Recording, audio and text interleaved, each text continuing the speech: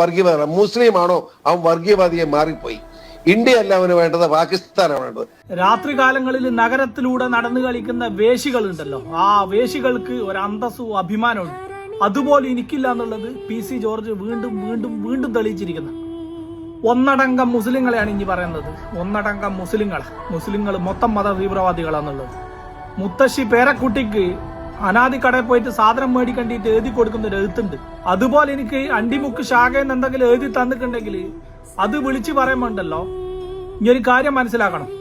ഞാണും പെണ്ണും കെട്ട സാധനാന്നുള്ളതും ഇനി അങ്ങോട്ടും ഇങ്ങോട്ടും തട്ടിക്കളിക്കാനാവുന്നുള്ളതും ശാഖയിലിരിക്കുന്ന ഇന്റെ തലപ്പത്തിരിക്കുന്ന ആൾക്കാരുണ്ടല്ലോ, ഓലിക്ക് അറിയുന്നത് കൊണ്ട് തന്നെയാണ് എന്താക്കുന്നത്, പേപ്പർ ലിസ്റ്റ് തന്നിട്ട് ജലം ചാനലിൽ വന്ന് കൊണ്ടുപോയി ഇരുത്തിച്ചതും.